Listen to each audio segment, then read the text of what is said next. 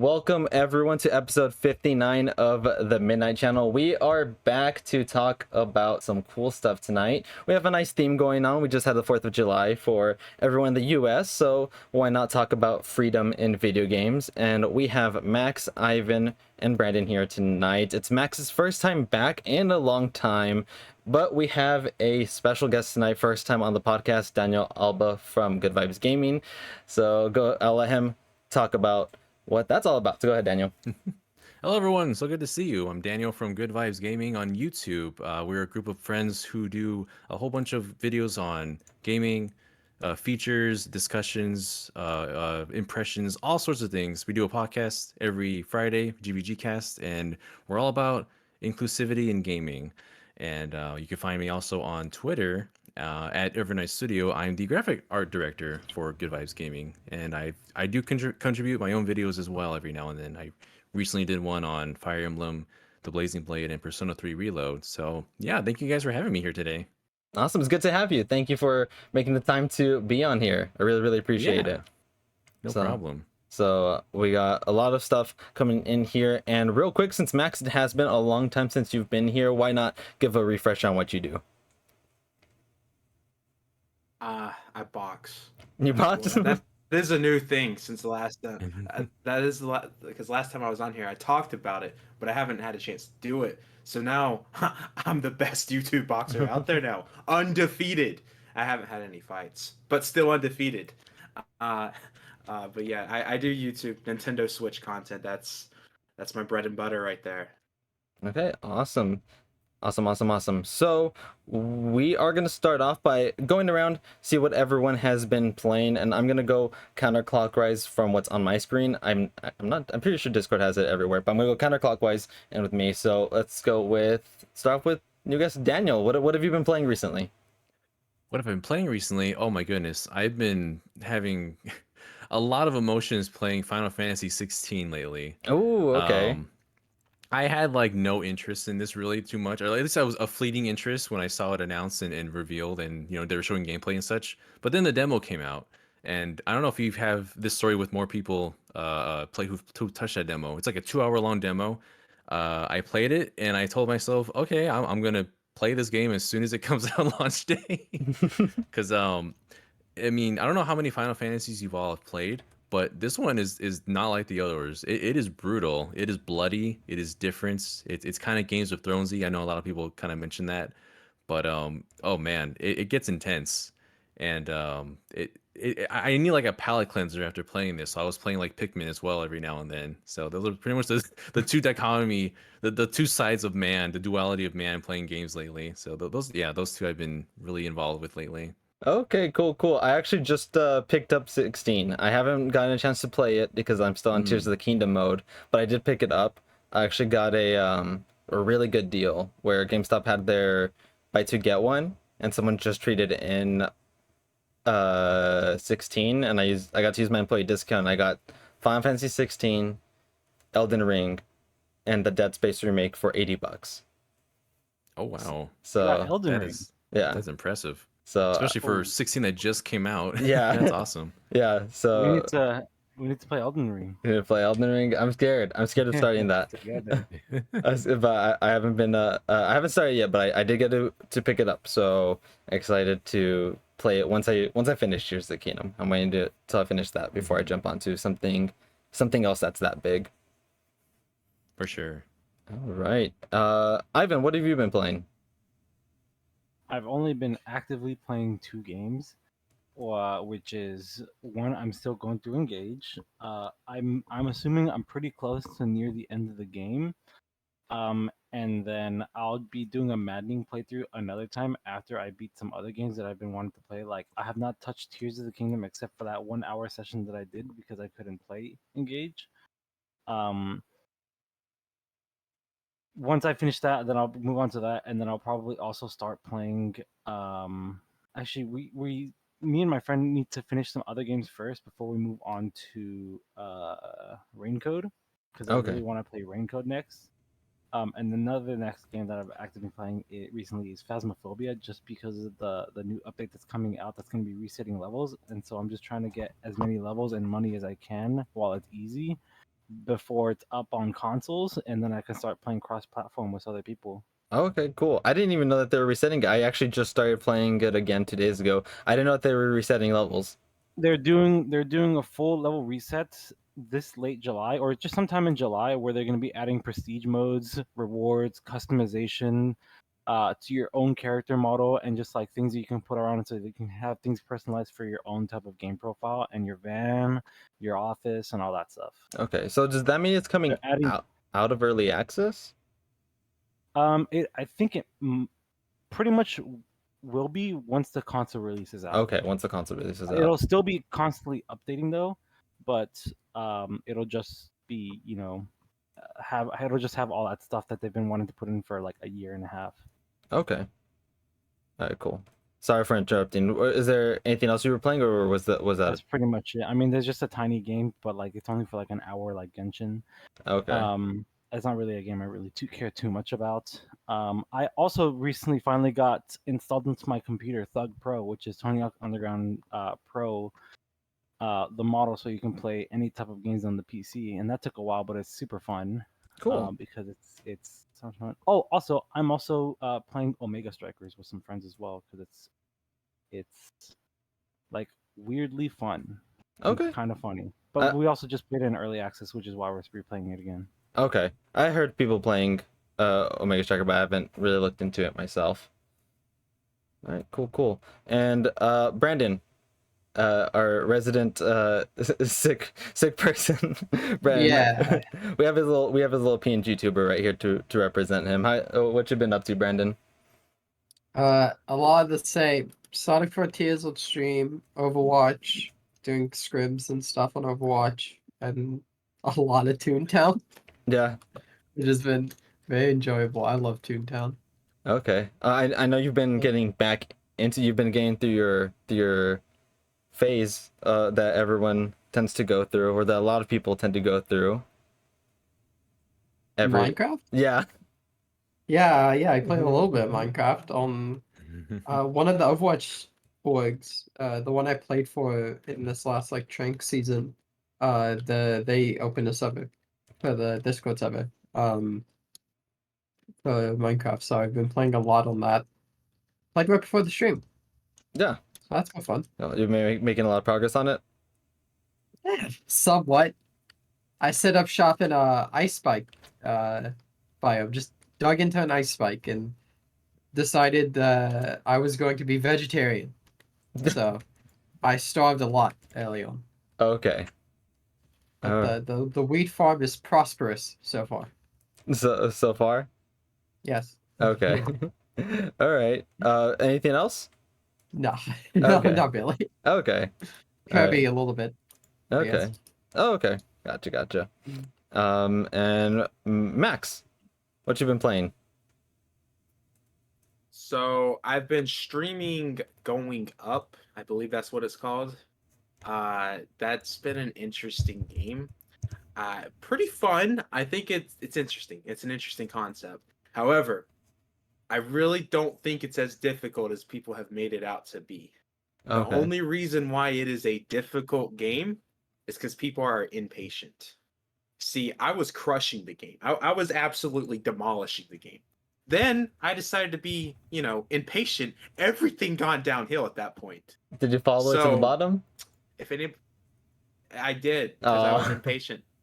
But when I was patient, I was crushing the game. I was like, yo, I felt absolutely like a champ at that game. My whole chat was like, oh wow, I expected him to lose in the first 5 minutes. So I was like, proved everybody wrong with that. But it's a fun game. It's a fun game. And then on my Switch, on my own free time, I have been playing Pikmin. The only Pikmin game I've played was Pikmin 3 Deluxe. I absolutely loved that game. My friend, my editor Coleman, he told me that the Pikmin series is his favorite Nintendo series right now, and he's been a big push for Pikmin to be on the Switch in terms of the original games. So when those games came out for the Switch, he told everyone, buy this. You're gonna love it. I've been enjoying it. I haven't been a fan of some of the controls, which I found out that's a common thing with the first Pikmin game. A lot of people aren't the biggest fans towards the Mhm. controls. Yeah. But other than that, I'm really enjoying Pikmin. I just wish I had more free time because I really am supposed to be putting my free time into Tears of the Kingdom, which I unfortunately have not been. It's hard to play a game when you got so many games coming out. It's a curse. It's a curse. I've also been playing a lot of Persona 5 Royal on my Switch just because that game is perfect for on the go experience. I feel like I've been enjoying that when I'm like out and about. Like I'm going to South Carolina next week for a convention, so I'm going to be playing that on the way there. So that's going to be pretty exciting. And then what else? I think that was it. Persona 5, Pikmin, Tears of the Kingdom. I'm still at the water temple of that. That's it's a fun game, very fun game. I just need more time. I need more time. I mean, I'm sure everyone says the same thing. It's sad that I've not beaten Tears of the Kingdom yet because Max from 2 years ago would have already had that game done, and here I am in July, 15 hours in the game. It's depressing to me that I'm not done with that game, but it's such a good game, and I think that's all that I've been playing. I've enjoyed all those games. I've really enjoyed Pikmin. It's just the controls, man. I'm not a fan of those controls. Mm. Okay. Cool. Yeah, more time. That's what we all need, especially with games, because it's just been crazy with games. I'm still playing Tears of the Kingdom. I guess I'll use that as a segue to talk about what I've been playing. Which Tears of the Kingdom, 80 hours into it, I think. I'm at the Lightning Temple now. Just been doing some side quests. Getting distracted a lot with everything in the game, but I'm at the Lightning Temple now, and won't go into story stuff. But I have all the tiers.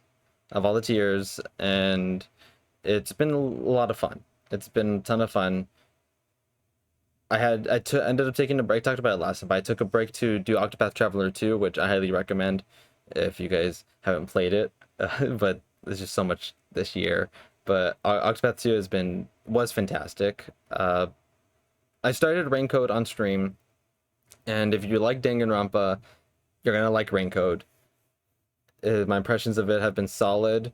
I expressed that the labyrinths, which are the equivalents to the trials from Danganronpa, are more fleshed out in terms of gameplay in Raincoat. But I think the trials are more entertaining just because the cast is so much bigger in Danganronpa. There's more interactions with characters, whereas in the labyrinths, you're still solving the mystery with people, but it's a much smaller cast, so it's not as diverse, I guess, in the dialogue for the labyrinths.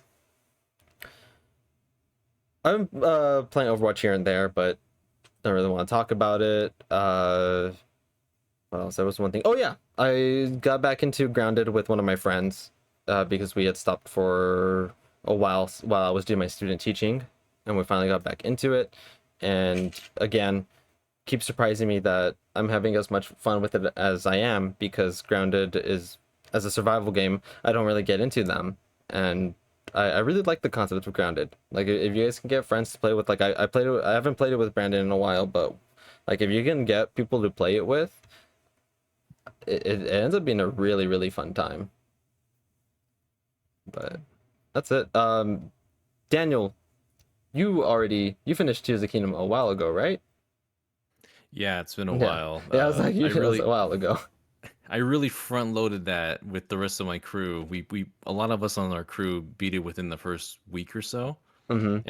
and don't look at our hours from around that time. We were ashamed of how many hours we put in just the first week. Yeah. But I'd seen it get But yeah. uploaded.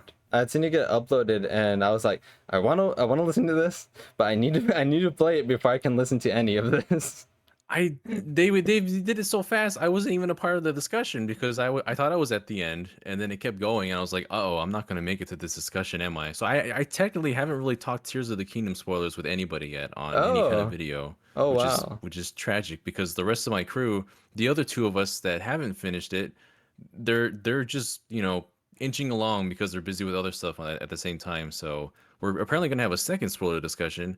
I'm just in the back wing waiting to see if that's ever gonna happen. Okay.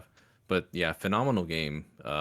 Too many big games this year, one might say, but that is definitely one that you got to play this year for Yeah. sure. Yeah, definitely. Have you gotten a chance to check out Hi-Fi Rush? No, it's on my Xbox. Okay. I had it on Game Pass. That's around that time, like just so Huh. many things happening at the same time. I definitely want to play that before the year ends to kind of get impressions for like what kind of games of this year I thought were the most that left a strong impression, and that's still one I want to look back That's- at. Apparently, I got DLC or a content update very recently, so I'll have to check that out soon. Yeah, I think all its updates has been cosmetic, but they've been really fun Hmm. cosmetics. Oh, okay. Very very good, fantastic game too. Mm-hmm. Oh, Definitely much shorter from what I heard, so oh yeah, I gotta jump on that soon. yeah. All right, cool. So we can go ahead and talk about recent releases, go into our topics tonight, and we got 3 recent releases that all dropped on the same day, on June 30th, and we'll go one by one. I think. All right, so the first one's Everybody Wants to Switch. Oh boy. June 30th, Metacritic of 56, and it had at the time of writing it, I think it's lower now. At the time of writing it, it was a 6.2 on Metacritic. I think now it's 5.4 or something. But It's 5.5. oh, 5.5. Okay. So that's Everybody Wants to Switch, the sequel that no one wanted. And I wanted it. No, I'm joking. I don't know. I ask for this. I haven't played it. I haven't played it. I saw Max did a video picking it up. Daniel, I know GVG played it, but I don't know if you were there playing it. I was not. I'm in a position where I've heard both sides of the story for this game. Like, I don't know if we're gonna just go into talking about it or not, but Yeah. So Steve Bowling on our crew, he had a big group meetup of maybe like I think he had about from 25 to 30 people together playing Everybody Wants to Switch, and apparently, so the amount of fun you have with this game is directly correlated to how many people are with you, because if you have a big group, apparently it's a lot more fun. I heard from Steve that pretty much everybody unanimously said that they want to do this again at some other time, because essentially it's a bit like Jackbox, where you have one person with the game. Not everybody needs to have it. They just need to have the host. Okay. And the thing is, other people I've heard it from, they've only had like maybe 1 or 2 people, like maybe 3 people total. It's not really apparently fun at all. It just diminishes the less people that you have. So it really encourages you to have like a big party to play with. And I have no opinion on it myself because I haven't tried it. I want to try it with a larger group and see what I feel about it. But it's kind of a weird little niche that it hit right now, and I don't know if Nintendo wanted it to be that way. Okay. All right. But yeah. All right. And Max, you picked it up. Have you popped it in? Yeah, this is the reason why I haven't played any Zelda Tears of the Oh, Kingdom. yeah. 100 plus hours already into this game, man. 100 plus hours. Game of the year status. Game of the year. First best new no, character this I year? actually have. Yes, the next Smash Bros. Game. We need this horse. We need this horse in Oh the game. no. So I had a friend that picked this up who actually brought this to a party of 10 plus people. Similar to what Daniel just said, when they had 2 people playing it, horrible game. Apparently, like they god awful is their words that they used towards me. And then when they had the 10 plus people play, that's when they were like, "Oh, this was actually really fun." So it's an interesting concept. I actually now really want to get a whole party going with that. The problem is when I talk about this, about trying to get a party going, everyone's like, "What is this? This doesn't look fun." When I send an image of the cover, so I'm like, I don't know if I'm gonna be able to get a party of 10 people. So I don't know if I'm gonna be able to experience the true meaning of Everybody Want to Switch. So it might just be the original that I'm playing, Want to Switch, I guess. I picked it up though. It's so weird that this has a physical copy. I'm like so surprised out of everything that has a physical copy, Nintendo decided to do this as a physical copy. But I'm glad because I'm trying to get a first party Nintendo Switch complete set. I'm like 3 away. I have 400 plus Nintendo Switch games, and this is gonna be great in the Dust collection. That does. Man. Oh no. Yeah, I had the first one. I had one to Switch because I was excited for the Switch launch. So I got that, Bomberman, and Breath of the Wild. I got those 3 at launch. And I played one to Switch for a little bit at launch. I remember Ivan, when it was me, Ivan, and a few other friends at high school. We took it, and we had a little bit of fun with it. It was dumb. We had a little bit of fun with it. It is not obviously not a good game, but we had our fun with it. I do regret paying the amount that we did. I'm actually surprised that they had what everybody went to Switch, what, 30 or 40? 30. 30. Yeah. Yeah, that's cheap. So a lot cheaper than 1-2 Switch. So I think they realized. I think they realized what they were doing. But yeah, that came out, and I'd like to try it at some point. I don't know if I want to own it. I probably will own it at some point, but I do want to play it just out of my curiosity for it. Yeah, same here. And next up, also that same day, Ghost Trick Phantom Detective got its a port to modern hardware on Switch, Xbox, and PlayStation, I think. Is it on PC as well? Do you guys know? I think I think it is everywhere. on PC. I think it's everywhere. Yeah. So it's in everywhere. It got a Metacritic of 85. I took the one that had the most reviews, which was the Switch version, and 85 on par with what it originally reviewed on the DS. Its user, unfortunately, for some reason, is getting review bombed though. It's at 6 point. It's like at 6.3, and you can't even access the negative reviews because Metacritic is in the process of removing them because they were getting review bombed. So, not sure what that's about. Not sure why they decided to review bomb this game, because I know when big, like, huge games come out that are exclusive, they get review bombed always. It's been like that for a long time. But Ghost Trick, which is more niche and everywhere, I don't understand why people decide to start review bombing this. I don't have any experience with Ghost Trick. I don't know if anyone here wants to talk about it, because I don't really have much affinity to it. I'm waiting to get the physical copy next week. I'm going to a gaming convention. I saw that they, for some reason, only America did not get the physical copy. Yes. I don't know why we're always the ones that don't get the physical copies. But I really want to play the game. It looks so good. Yeah. So that's my one thing to say about it. Yeah. This one's a I just gotta say, it's probably the passionate one to everybody Switch fans out there that was review bombing the game, since it came out the same day as the goated game right here. So that's probably what it was. trying to get people to play the real game, apparently. Yeah. Ghost Trick Yeah. is from what I've heard, it's a fantastic title. It's by Shu Takumi, who is the creator of the Ace Attorney series, if you want to have an idea what kind of pedigree is behind this game. And it is excellent, as far as I know. It's been a long time. It wasn't originally on the DS, so anything that I remember from that is kind of long gone from my brain. I have the demo still downloaded. I need to get the actual full game. Yet another title that's suffering in the backlog this year. Yeah. But that's something I absolutely want to get to, and it's very well done, very well written. It's a very unique experience. Don't go in knowing anything. Just go in blind. That's the best way to experience Ghost Trick, and you'll have a time with it, as far as I've been told. That's why I haven't been looking much into it, because I know when I do play it, I want to know very little about it. That's how I went into Ace Attorney. That's how I went into the Danganronpa series, and that's how I want to go. That's how I went into Zero Escape. So that's how I want to go. Oh, yeah. Into 999. Yep. I just finished 999 pretty recently, thanks to Isn't Ivan it right here. crazy? Yeah. I love that It is. game. Yeah. It's fantastic. Oh, I love that. That was very, very good. All right.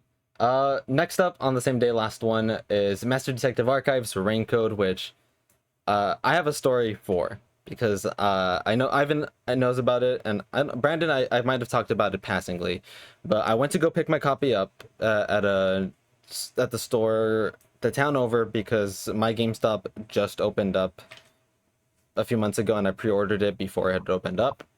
And I went to pick it up.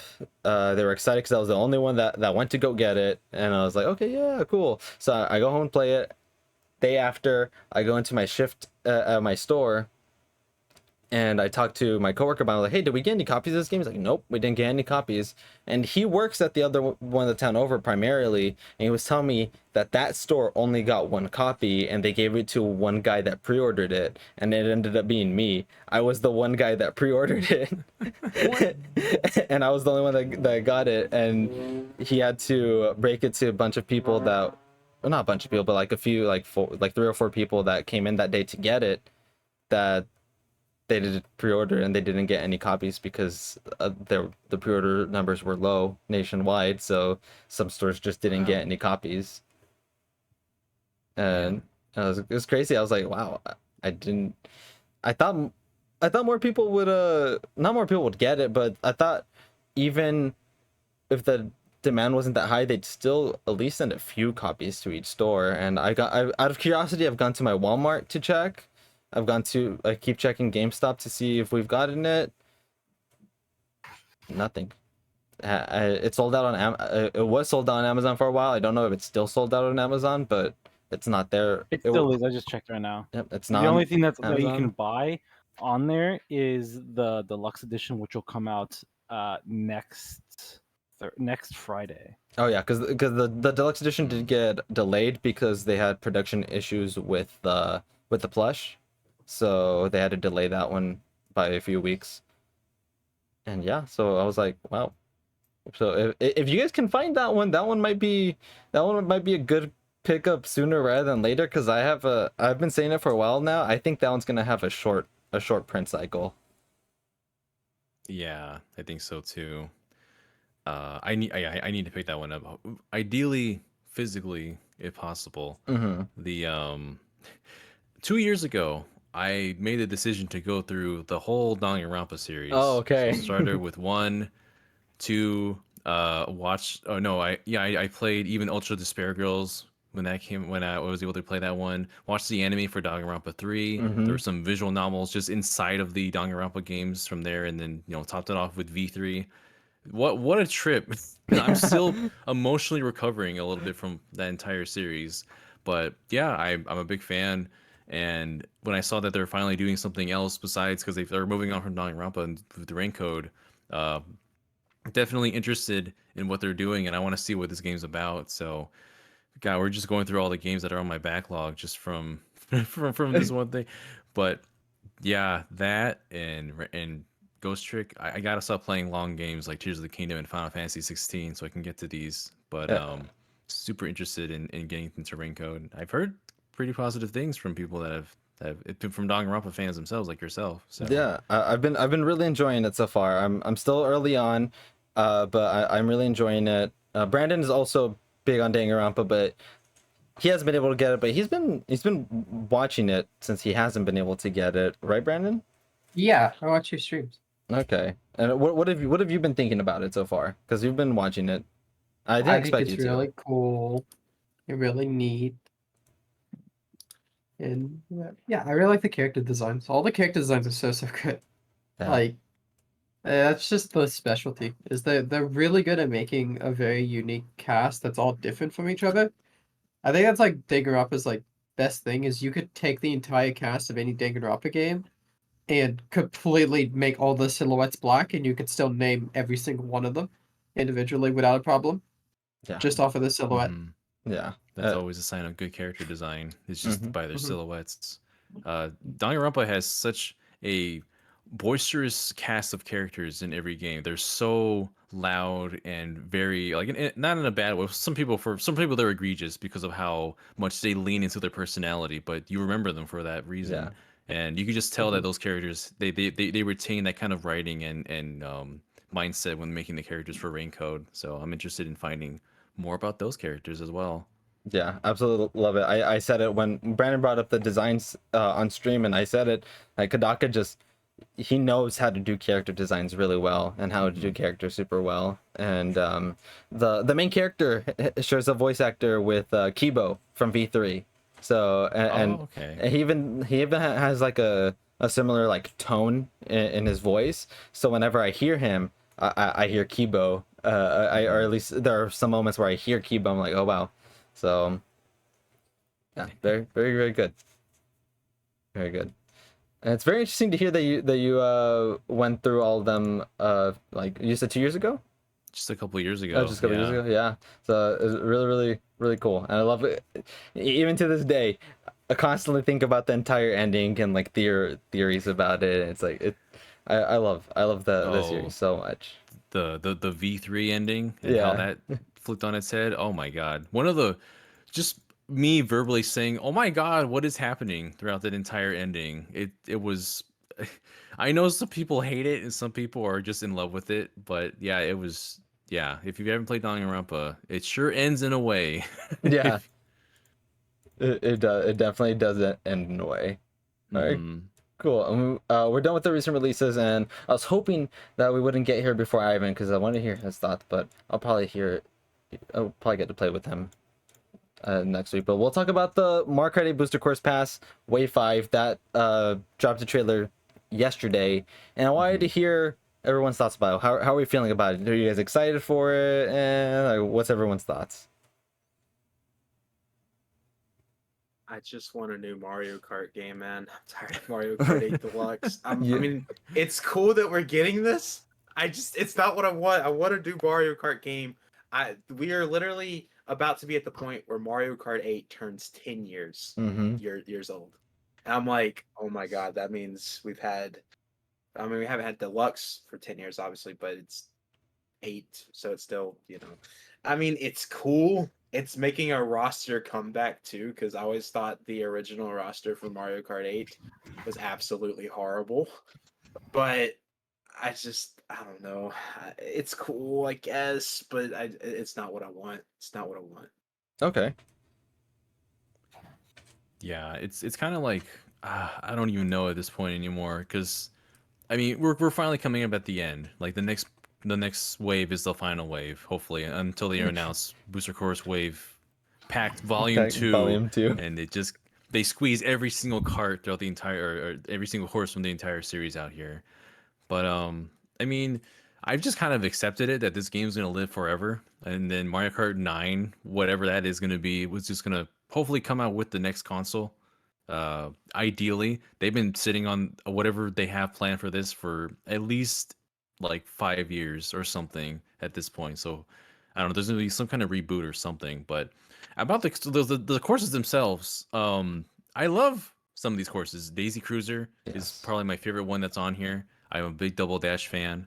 Moonview Highway is pretty cool too, and Koopa Cape as well. That's like one of the major ones from the Wii that hasn't been here as well. But only half of these tracks are from mainline console games. Yeah. We have, of course, the Squeaky Clean Sprint, the bathroom stage. Nintendo wants to make washing hands and taking showers looking fun for gamers, so that's what their angle is right there. And then 3 of them are from Tour.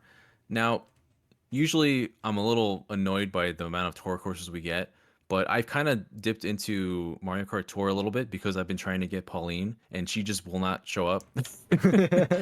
I've been trying to see if I can get her before, if she's hopefully eventually announced in the next wave, because I'm hoping she appears next. But from these ones, I think Vancouver Velocity is going to be the most exciting one of the tour tracks, and then Athens Dash as well, because Athens at least kind of deviates away from your traditional like driving through a city, which they've been a little bit better with recently. But that one, and then LA Laps, that one's I more or less like your typical like. It might blend in a bit more with the other city stages we've had so far, but I mean, in a vacuum, just looking at them here as they are, it looks pretty good. I think I prefer some other ways to this one, but the fatigue is weirdly settling in because it's new tracks on a game that's 10 years old. It's a weird feeling. It's a weird feeling at this point, Yeah. and I am ready for another one when they're ready to announce it. Definitely. Brandon and I made a video about predicting or tracks that we really want for the Booster Course Pass, and we got 2 of them in this wave. So me and him are happy campers. We got Daisy Cruiser and Koopa Cape. That's what we included in the video. Yeah. We got 2? Yeah, we got Koopa Cape and Daisy Cruiser in that one. Oh, we just got Daisy Cruiser. I didn't even We acknowledge Koopa Cape mentally. got Koopa Cape and you really wanted Moonview. We had that topic. Yeah. We didn't include in that video. We didn't include any city tracks from the console games or from the handheld games, because we figured, oh, they're all going to be from Tour, so why would they include another city track from any of the console ones if Tour's already got that covered? But I know like when we were like planning and scripting that video, you like really wanted to include Moonview. Yeah. I don't know if the document has mood view on it still, but we I- had because we had a list and then we had 11 and 12 just in case.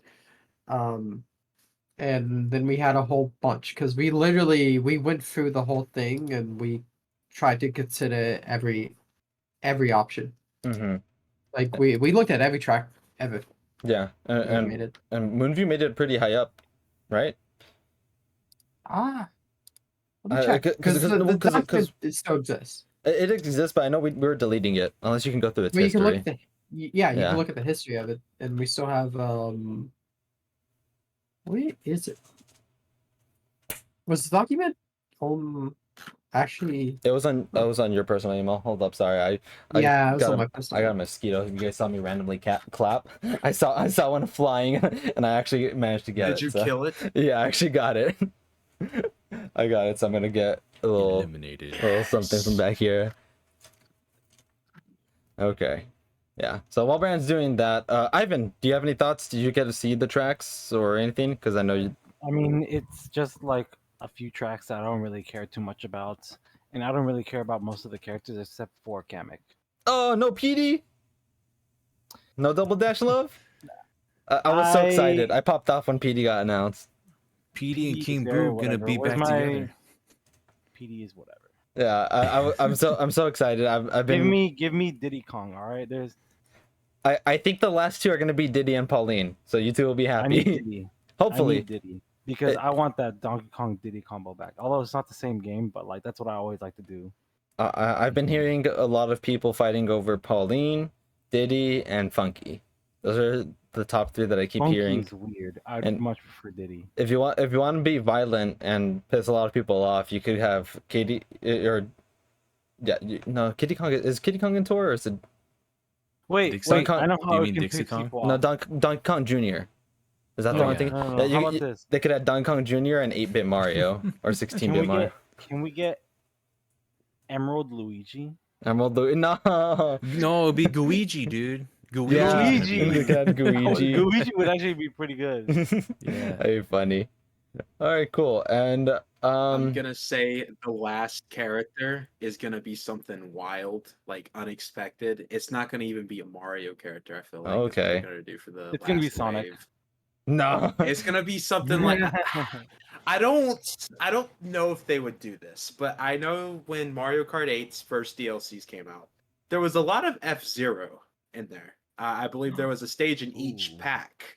And then Oh, when okay, the yeah. amiibo outfits came out, they had a really cool Captain Falcon suit, and you had the ride on there, or the yeah. Oh, I So completely I'm forgot wondering there was a maybe costume Captain for Fox, Falcon, too. or they do Kirby. Because you I- know how the Rosalina and Luma reveal trailer for Oh, Smash yeah. Bros. Everyone was like, "Oh my God, Kirby's gonna be in Mario Kart," The first and it round of actually air was not ride. Mario Kart at all. I would love feel that, like but I think we're due for a Nintendo character, especially just looking at how we had another. We had Inkling and Villager added to Mario Kart 8 Deluxe. Or no, Villager was already in the game. yeah. But Villager They, was a they always while add a ago. new Nintendo character, and we didn't get that for the DLC. So I feel like the last wave, whether there's going to be more characters, because I know we're getting like 5 characters in this wave. Maybe they'll surprise people and just throw more unexpected characters rather than one character. I don't know. I really think a Nintendo character is going to be added to the roster. I'd love them to. I just think people have been like speculating what's the gimmick gonna be for the next one. They already did Zero Gravity. I think they're gonna do crossovers with their other franchises. I think that's what their whole thing is gonna be for the next one. Like they touched on it a little bit with this one. Like still be mostly Mario Kart, but I think like the gimmick is gonna be they'll throw in other series. But I wouldn't put it. I wouldn't count it out completely because Nintendo. You can always try to predict Nintendo, but they always subvert your expectations somehow. Like, we didn't think we were gonna get characters until last wave, so never say never to any of them. Mhm. They're just Right. testing the waters. They're testing the waters with different properties and Nintendo IPs in just this game. Mm-hmm. But yeah, I think as far as characters go, if they want to go crazy, and I did mention this once before in a video that I did, they can legitimately do a character that is in Mario Kart but has nothing to do with Mario, and that's why I want to bring in Oh, Pac-Man. the Pac-Man from Mario Kart Arcade GP. Yeah. The arcade games. He can legitimately be in it. He He's could. already in Mario Kart 8. He is He's in there already already. as a costume. They have the permission from Namco. They just have to like greenlight having the actual model in there himself. It probably won't happen, but but I can dream. It Yeah. probably will be. They'll probably do like Pauline and Diddy, and hopefully with that theme, make a New Donk City stage if they want to make a new one, a New Donk City Ooh. course to kind of tie in Pauline and Diddy Kong That'd be if they pretty- wanted to go in that direction. That's my dream because they're doing completely original courses like Yoshi's Island Yeah. was completely out of nowhere. Beautiful But, track. That was a beautiful wonderful track. track. Yeah. Yeah. But yeah, I hope I'm praying Yeah. we'll see something interesting for this one. All right. Brian, were you gonna say something about it? Yeah, I found the document. Oh, okay. The actual specific edit. It was July 3rd at 10:30 p.m. of last year. Last year when we were planning it out. Yeah, it was apparently we had it at 10 p.m. When we went through the list, we had 50 courses, Mm-hmm. 48, but pretty much 50 courses from all the games. We narrowed it down to 22 before Moonview Highway got removed. Okay. Yeah. So it made it pretty high up before we, because we had to narrow it down to 10. So.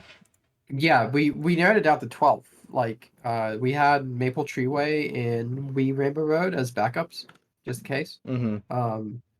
But Moonview Highway made it like it was like at 11 or something. We put it as like the 11th one. Oh, And okay. then we removed it. Yeah. Okay. All right. Thank you for that, Brian. Appreciate it. I found it. Where was Airship Fortress on that list? I need to know. That's one we should have in this game. I love that stage. And it should be pretty high we up because had I it. fought it for it. I fought for it. Oh yeah, we totally had As it. you should. I fought for that. I think we ended up for DS. I think we ended up landing on Delfino Square. I think I see.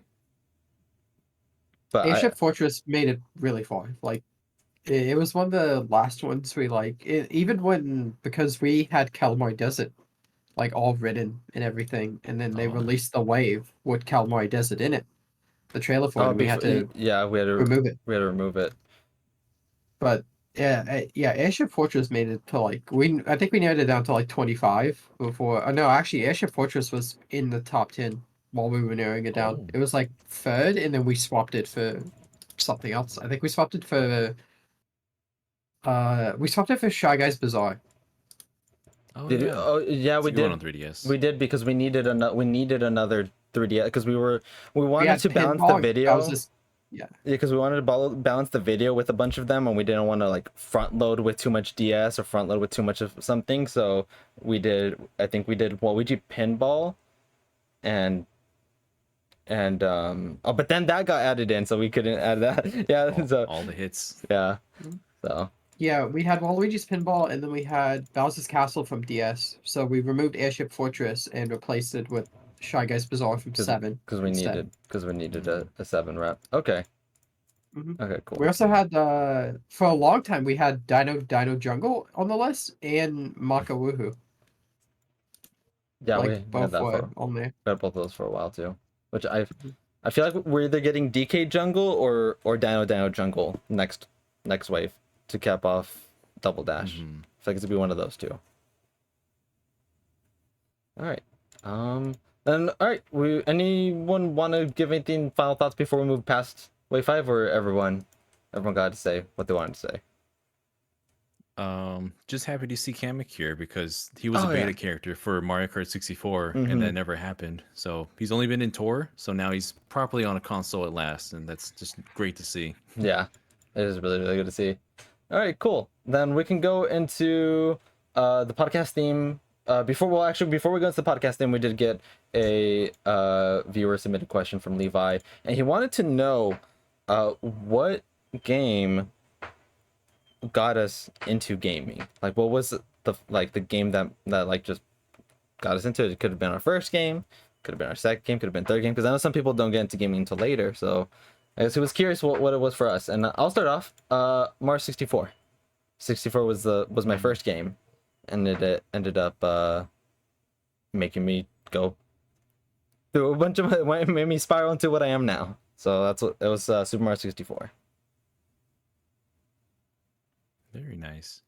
I guess I can go next. I had a weird couple of starts because I didn't really own a console specifically for a while. I had the first one I remember is having a Game Gear, a Sega Game Gear, and playing Sonic 2. Not the same Sonic 2 on Genesis. It's a completely different Sonic 2 on Game Gear. Like the first stage, you're in a mine. It's really weird. That was really hard.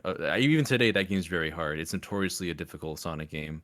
But the real one that I think got me into it was Super Mario World on the Super Nintendo.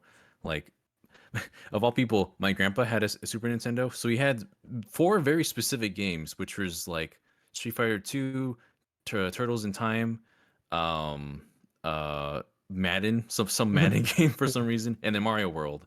And I gravitated to Mario World very much, and eventually he had to give that SNES away, and I couldn't play it anymore. I was very sad, but my parents got me an N64 with Mario 64. So in a way, that also helped, got me into gaming as well. So Cool. just the mustache man, just Mustache man. getting me in there.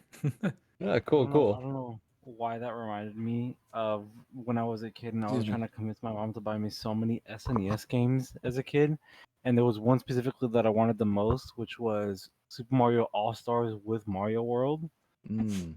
And I found a copy at a swap meet for $15, but my mom was like, "I'm sure we can find another one cheaper somewhere else. We're not gonna get it." Oh wow. Did you end up finding it? No. No. $15? It's Yeah. also a Seems- really hard copy because it's always Mario All Stars by itself, not Mario World included. Yeah, that's crazy. Dang. So I'm sad. I would have That's what happened with gotten. my SNES. I would have Man. gotten that. I guess I would be So- next. Oh, Sorry. I don't know which My bad, rotation my we're bad. doing. I didn't know the rotation. My bad. No, You go I was first. I was just I don't letting people go. I just went. Yeah, Yeah, but- Go right ahead. I started it, and then Daniel went. So I mean, just Max, go ahead. Okay, so my story is incredibly unique on how I got into gaming. So I'm gonna start with the first gaming console I played and the first game I played because this is what started it, but it didn't end the way that you guys are probably expecting it to end. So I had it wasn't my first console, but so basically I was in a children's hospital. I was, I believe, 3 or 4 years old. In case you guys don't know, I have hemophilia, and I was there at this children's hospital to get a implanted port into me, so I had to get surgery. So Nintendo actually donated GameCubes to this children's hospital. So I thought that was pretty cool. So my room literally had a GameCube in there with a bunch of GameCube games. I had no idea something like this existed as a kid. I didn't know games were a thing. That's when I found out because of this children's hospital. And the first game that was popped in was Smash Bros. Melee that was in there. So my first game I ever played was Super Smash Bros. Melee. They had Spider-Man in there, and they had the Harry Potter Quidditch game on there. Those are the 3 games that my room had. And when I played Super Smash Bros., I played with somebody in my room. I don't remember who, but I remember having so much fun. These were characters I had never seen before in my life. Like, I knew who Spider-Man was, Harry Potter, because that's the type of stuff I watched as a kid. I had no idea of the gaming world. So Smash Bros. Melee was my introduction to a lot of the gaming characters that we all like now, like Mario, Link, Pokemon, all that type of stuff. And when I got out of the hospital, it was a few months before Christmas. my sister always had to organize everybody's Christmas list. So she asked me what I wanted for Christmas. And I was like, I have no idea what I played in the hospital, but I want that. I want that and the games that I played for Christmas. My sister thought it was a PlayStation 2. Oh. So Oh. for Christmas, I didn't end up with the GameCube. And that a lot of people don't know. A lot of people, since I'm a Nintendo channel, everyone thinks my first console was Nintendo. It would make sense for that to be the case with how hardcore I'm into it now. But the PlayStation 2 was my first gaming console. I got up Christmas morning. That's what I got. I was so confused, but I was so happy at the same time because I was like, huh, this does not look like what I saw. And then I was like, there's more gaming consoles out there? So then I was just blown away by the concept of that. I didn't have as much fun with the games. Like they got me Spider-Man and they got me the Harry Potter Quidditch game. They never had Smash Bros because it's PlayStation 2. Obviously, they can't find that. So I was always confused by that. I was like, huh, why can't I find this game? Because I had no idea what the game was called either at the time. The only games that I knew the titles were was Spider-Man and Harry Potter because I've seen the movies, shows, all that as a kid. But then there was a game that my sister got me that really brought out my love for gaming, which again is another random title, Ultimate Alliance. That game was so fun for me. It was my first game that I like stayed up super late. I beat it. I did everything in that game on the PlayStation 2, which to me it's so crazy to see that Nintendo was the ones to bring back Ultimate Alliance, that they funded the third game. Like that's like a big like crazy for me considering the story of my gaming scene and all that Nintendo was the ones to bring that, since now I'm such a big Nintendo fan. But Ultimate Alliance is probably the reason why I am such a big gaming fan, because I didn't get the GameCube for Christmas, so I didn't have that same love playing the PS2. And then once I got a Wii and got Smash Bros. Brawl, that was the whole story. The love for Nintendo came out because that's when I started learning more about Nintendo, the differences from gaming, all that. So yeah, I know that was an extremely long story, but I felt like it had to be told because of how unique and crazy it was. Yeah, no, I mean it's always Mhm. good to hear about it. I like hearing about everyone's experience through gaming, and I think that's what Levi meant when he asked the question. When he wanted to hear what got us into it, and I just left it at Super Mario 64, which I'll give a little bit more after everyone's gone. But yeah, it's good that you talked about it. I'm glad. Ivan, you can go ahead and go now since you two were gonna go at the same time. Sure. It's really like the first game that I ever played, which was when I think I was 6 or 7 years old. When my older brother got one of the old Nintendo DSs, not the light version, but the old bulky ones that was all blue. And it had New Super Mario Bros. On it. And me and my little brother were playing that every single time we could because we just found it so addicting. But we could only have like I remember only being able to play for like 1 or 2 hours a day, but we just kept taking it away and just playing it secretly the entire time. And there'd be times where we would even beat the game, or like we would be stuck in a world I didn't even know about Worlds 4 and 7 until like years later. When I was like, oh, there's a secret passage you can go in there, and so I was like, I had to go back to this game. But either way, going back, me and my little brother would try to play it so much so we can beat it. And then when we beat it, we're like, what's this hidden code? And it's just like, how to turn into a Luigi. But we forgot what the code was. So we had to beat it a couple more times because we just kept forgetting every single time to save it or write it down until we can play as Luigi and see what it was about.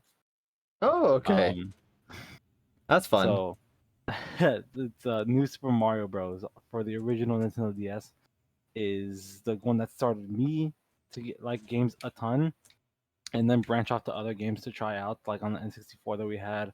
We even had a Sega Genesis. We had an Atari 2600 as well. There was gonna be one thing I was gonna mention too. And it's also kind of primarily the whole reason of why it's probably a big bias, but like it's my favorite version of all the New Super Mario Bros. Games. Even the Wii, with how much I loved it, I still prefer the old DS version. Oh, okay.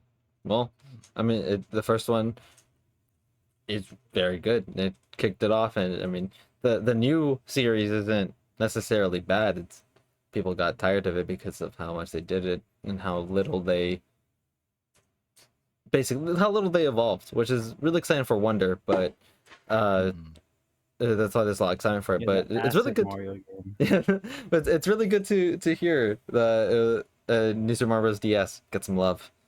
Yeah. Brandon, what got you into gaming? SSX Tricky, PlayStation 2. Okay. That's what that game still slaps. I know you've been I don't you recently you went back to it to play it. Have you still been playing it? No, not consistently. I go back and I play it for a decent bit.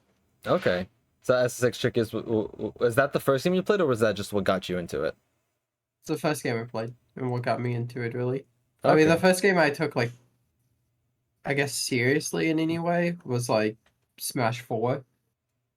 Because I was really into Melee and I wasn't good enough to play Melee, so I just played Smash 4. Okay.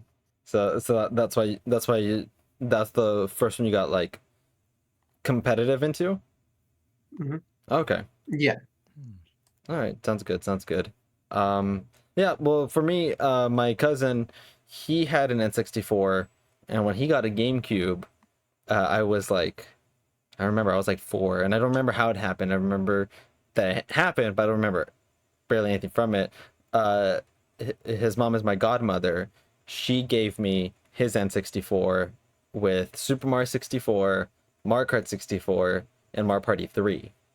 So those are the 3 games that basically got me into it, but I played Mario 64 the most just because I don't even know how I beat it. I probably I know I ended up beating it, but I don't even remember how. I know I didn't get all the stars, but I know I beat Bowser at the end, and I remember getting mad because I was like 5 when I was trying to fight Rainbow Bowser, and I couldn't beat him because it was too hard for me. But I after Mario 64, I remember getting the GameCube. I think I was like six or I was 6. I remember I was 6 because we still lived in my old house, and I remember my mom wanted me to learn multiplication in 1st grade, so she would motivate me by telling me that I couldn't play the GameCube until I had read or until I had memorized like one table of multiplication that she had given to me. So that's how I memorized multiplication very early. And I remember the games that I played the most on my GameCube had been Sunshine, Sonic Adventure 1, and Sonic Adventure 2. Those are the ones that on the GameCube. But 64 was the one I played the most when I had the N64, and that's what got me into everything else. Very nice. Yep. All right, and then now that we got that question out, we can go ahead and go with the theme, which is freedom. We just had 4th of July. I don't even know if they've been coming in, but people have still been shooting fireworks, and I've seen it come in on OBS, but I don't even know if it's been coming in on Discord. But sorry about that if it had. We're going to talk about freedom in games. And the one that I wanted to start the conversation with is, what games have you played that you think give you the most freedom, or at least make you feel the most free? Because they don't necessarily have to be games that intentionally make you free or intentionally give you freedom, like Breath of the Wild, Tears of the Kingdoms, and let's be topical. Like, those are obviously give you a lot of freedom, and you can say those if that's what you want to answer with. But I want to know what games you guys think like make you feel the most free or give you the most freedom in the worlds that they are in. I have a quick question. Yeah. Can we choose 3 games? Yeah, Or do we yeah. have to choose one No, particular game? I'm asking games. Like, this is just a conversational piece. Like, just a conversational piece, just to talk about the games that give us freedom in them. So go ahead if you already guys have. want me to go first, because I got three games. Yeah, if you have them already, go ahead and we can talk about them. So these are a few games that come to mind. In terms of like some true freedom, I think No Man's Sky is a great game for that. Uh, with the amount of stuff you can do in that game, the amount of traveling, the amount of how open the game is. At least for me, that's a game that I go to if I just want to play an open world game to have my mind free. That's a game that I think is.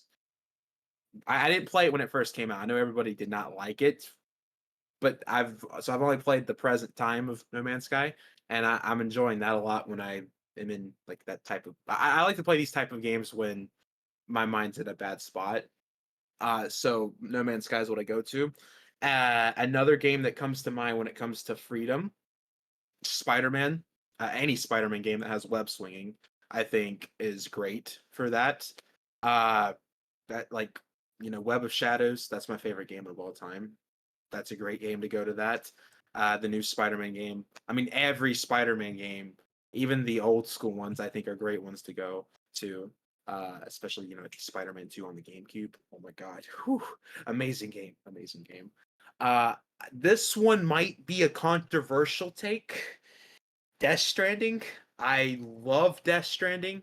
I think the open world of that is amazing.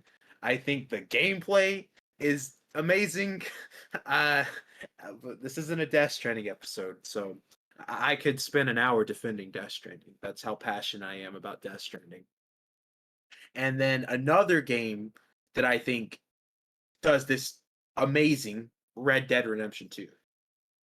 The open world of that game is I compare it to Cyberpunk 2077 of what's like okay, I know that's a weird comparison, but you know how Cyberpunk was supposed to be this big revolutionary game that was gonna do things that we've never seen in gaming before. I think Red Dead Redemption 2 did that with some of the things that you can do in Red Dead and its world and all of that. So I think that's the true cyberpunk experience, even though Red Dead is nothing like a futuristic game. But those are the games that come to mind when I think of freedom games, open world games, that type of stuff. And all those games are great. I mean, a lot of people won't like Death Stranding, so don't play that. Look into that game before you play it. But Death Stranding's great to me. Okay, yeah, I have played Spider-Man because Spider-Man's my favorite hero. So, um, agreed like that. Like the sense of web slinging, making you like feel free in the game is just really nice. Insomniac has done a great job, and you had mentioned the Spider-Man games, but Insomniac's web slinging to me feels the best. And Red Dead 2, like Fair. world, you're right. It just it feels really good to just roam around in, and like how the NPCs act and stuff. It just feels really nice. So I totally agree with that. I don't know if anyone else has anything. I haven't touched No Man's Sky or Death Stranding, so I don't have anything to say about those. I think the way that they contextualize web slinging in Spider-Man and also Miles Morales, like it's so fluid and natural when you swing from one to one. There's like an animation for every single situation and position that you're in, Mm-hmm. and it just flows so well. And that makes traversing New York so satisfying. And I'm just excited to see what they do with Spider-Man 2 as well, because I mean they're just going to expand upon that, and it looks great as it is already. So exploring more of that world, web slinging, just feeling like you're kind of there sometimes when you're pulling the triggers and you feel that haptic feedback. It just feels really good.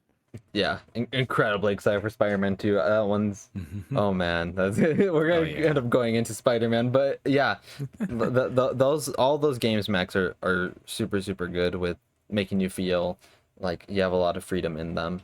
And even though I haven't played Death Stranding or No Man's Sky, I've talked to people that played them, and they've resonated with the same things. Like especially with Death Stranding, where there's a lot of mechanics in them with like the connected strands and everything that make it just feel Yes. really free.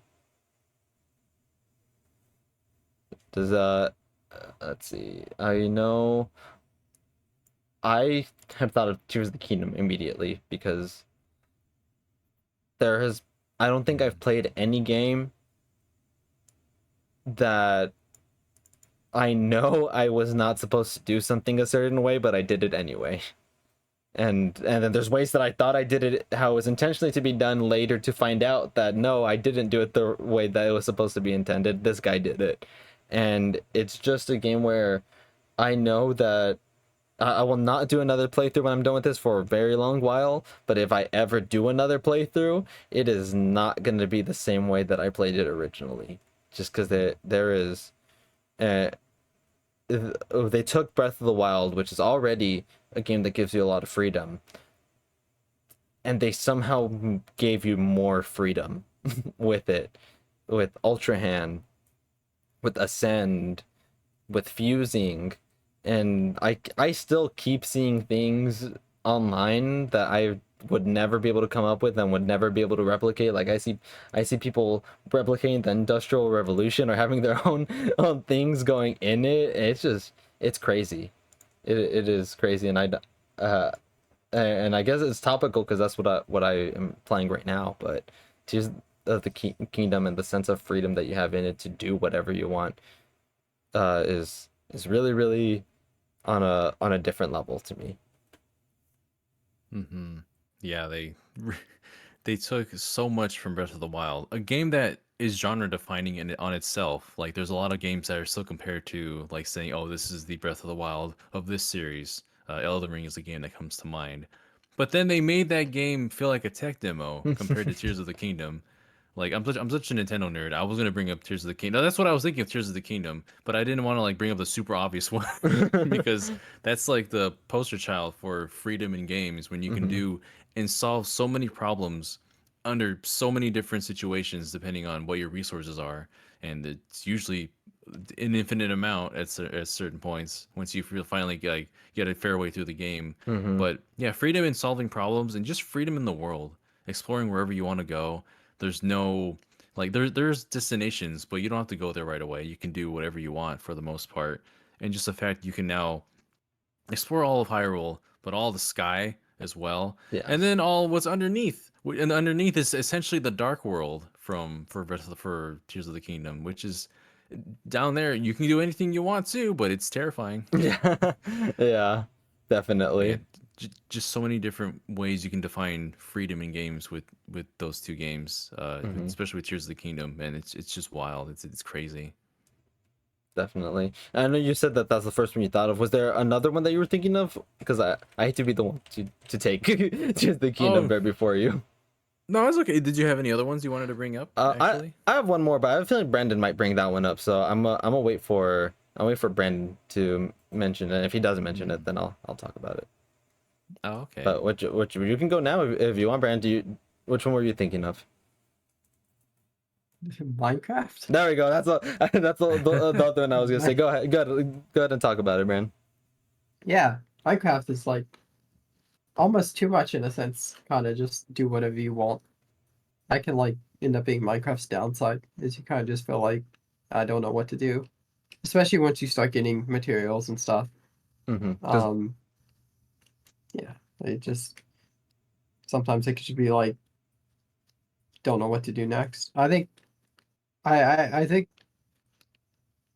considering its genre, like Melee is a candidate for freedom because you can really like everything strings together with everything in Melee almost to a gross amount. The moment you get hit once in Melee, you can get strung with 7 different moves, and like for a whole 12 seconds just being hit stun, getting comboed. So I think Melee is a great example of that, especially considering like at the higher level, you could take off name tags and probably tell who's playing the character just by how they play. So I think Melee is a good example. I think maybe even Ultimate is a good example of that to some extent. Not Smash 4. Smash 4 was all guarantees. Everyone played Smash 4 the same. But yeah, those are the two obvious ones. I would love to say Terraria, but Terraria has a progression system with its bosses. But I like to take any chance I get to talk about Terraria because that game's good.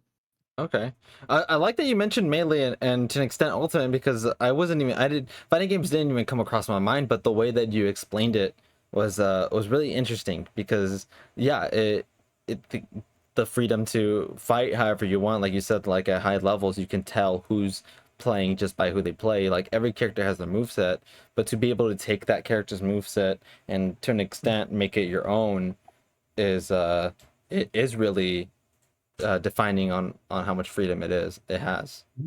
So I really like that you mentioned those. Yeah. I think something that people don't really take into account that Smash does that no one else really can say they can do is there is the freedom to play however you want, extending beyond just characters, but you can play items off, you can play items on, you can play Mhm. hazards off or on, you can play whatever stages you want, you can set those parameters. There's handicap customizations. In other game servers, you can customize your own actual move sets, which Oh yeah. isn't a thing anymore. Mii's, you can put whatever Mii's you want anywhere. Uh, so many abominations of me costumes that you could put together, but Yeah. that's still your freedom. You could do whatever you want. Yeah, Yeah. that's just it's and it has an amount of freedom that no other fighting game can say they have, at least beyond a technical level. And I think that's really cool too. Yeah. I think competitively for the Smash games, like at the higher levels in the tournaments, like they'll run like 2v2s. They'll run teams at Smash tournaments all the time. That's like super common, and they'll run like Iron Mans and stuff. I think stamina battles in Smash aren't used enough, like Mm, casually and competitively. I think those are also like a really fun and viable way to play Smash. It's just not even the percent, just turn on stamina like a normal Yeah. fighting game. Yeah. Oh, and even like we're talking about freedom, and I guess I guess it would go into a later thing that we're gonna talk about unintentional freedom, where when Hero came out, Mhm. me, Brandon, Oh god. me and Brandon would spend. Well, we played it for a Yeah, while. just me and you. We had another friend that would join in, but we would take Hero and we made our own turn-based smashes where we could only play using Hero's down special, and we would take turns hitting each other with his down special, and we had to kill each other using it. And we made up our own rules with it to like make it work, and it was a really fun experience. And we haven't done it since Hero came out, but it was really fun to do because it was unintentional freedom that it let us do. It was really cool, and I don't see like you able to do stuff like that in other fighting games. gosh, and doing things from making your own games like that to the thing I hope everyone's done. Pokeballs only matches with just your friends. Those are Yeah. always chaotic as well. Just yeah, you just do so many more other kinds of games with that sort of thing. There's specific stages that people have built um to make like sports games in their own context. It's crazy. That's just, we got to play Smash sometime apparently. Yeah, it'd be a lot of fun. Ivan, well, what about you? What game came up to you in your mind when we talk about freedom?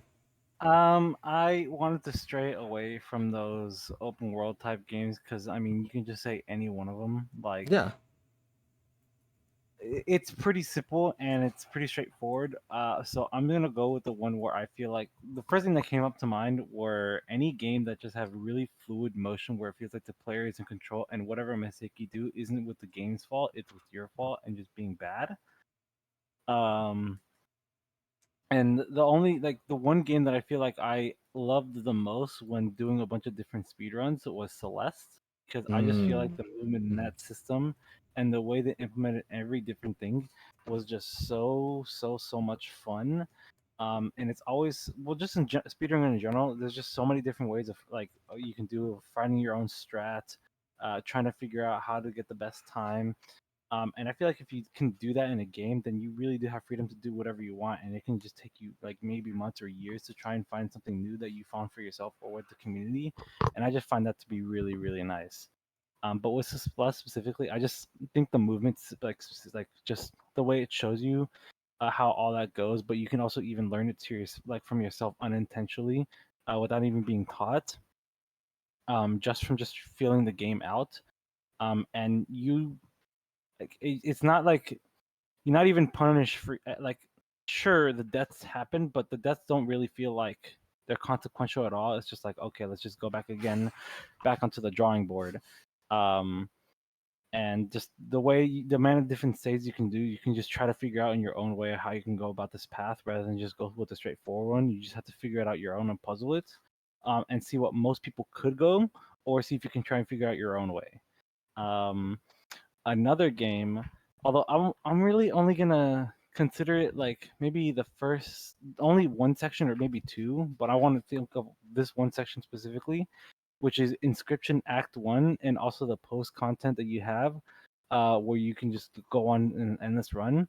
Because the way you can just build decks and just create whatever type of creation you want to do with the amount of variety and combinations that you can provide, like before you die or after, like in the post game content, I just think is awesome because I couldn't figure out what kind of deck I wanted to do because there were so many different possibilities that I can do with all the things that I was getting. So it's like I try to think to my head, okay, let's go with this.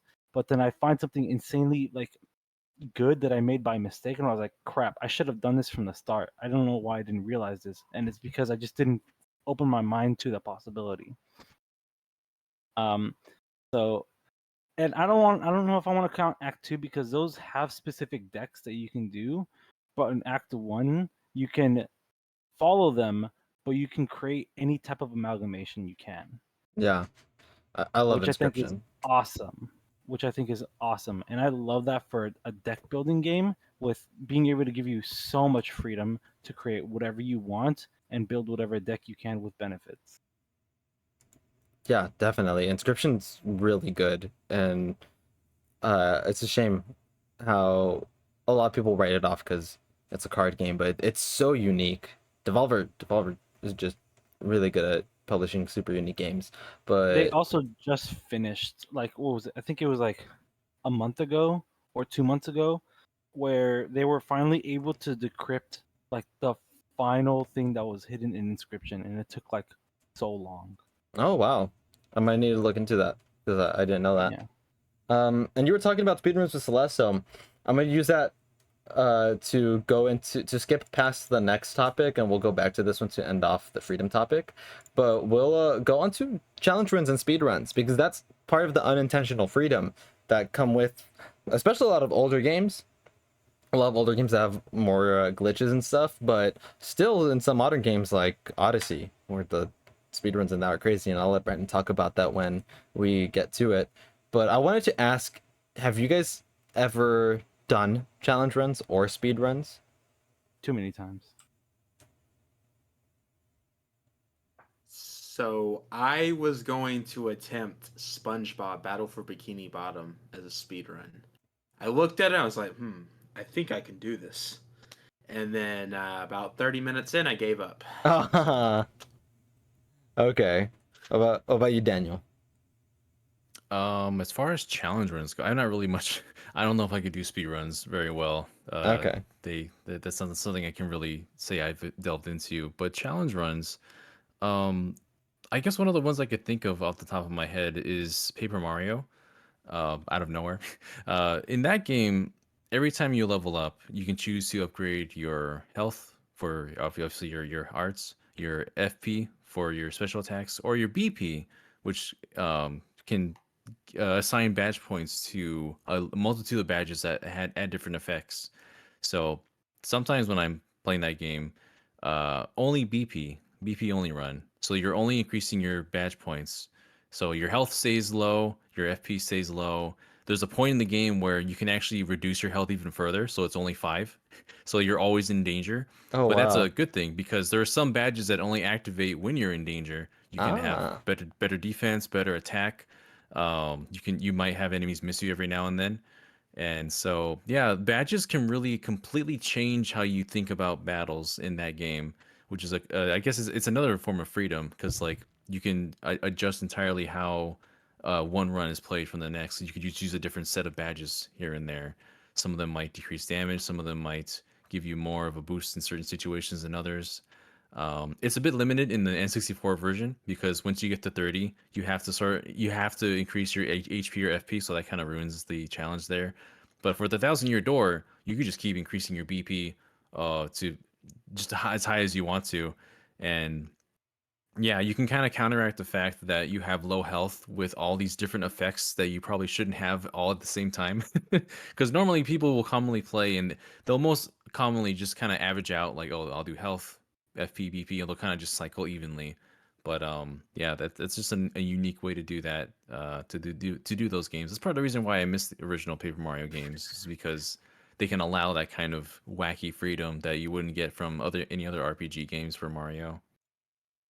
Yeah, that's really cool. I didn't even think about that. I know I actually played Paper Mario 64 for the first time earlier this year because Nice. that and Origami King are the only ones I hadn't played. So I was like, okay, I'll play Paper Mario 64 on stream. So I did it. And I kind of wish I would have experimented more with the badges. So hearing you talk about that is really, really interesting.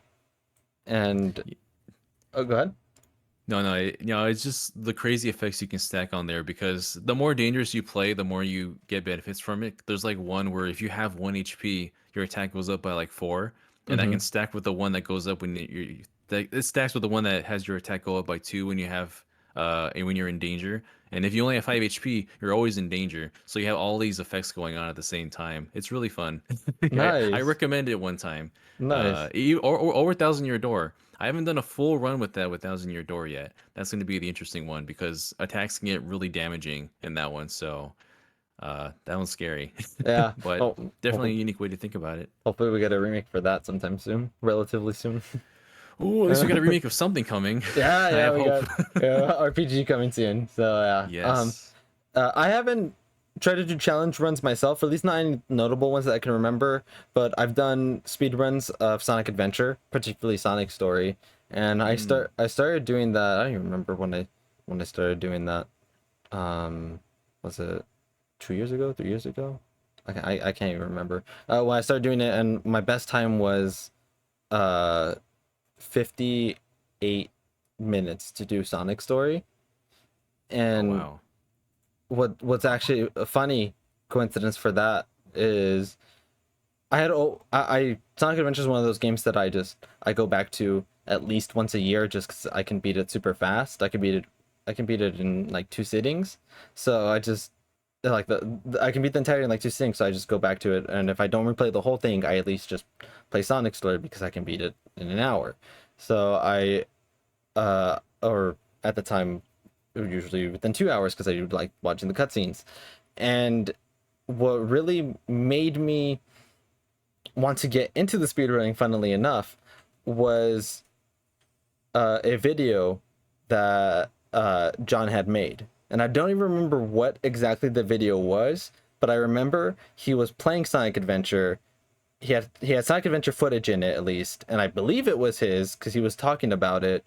And he had done a skip in one of the zones that I didn't know about it. I was like, I want to try doing that. So I loaded it up and I did it, and I was like, okay, what else don't I know? So I just started looking up speedruns for Sonic Story and trying to replicate it, and then I just started doing runs off of that. So it's a little funny that you're here, since the first time I even thought about attempting any of that was because I saw John do something in one of his videos.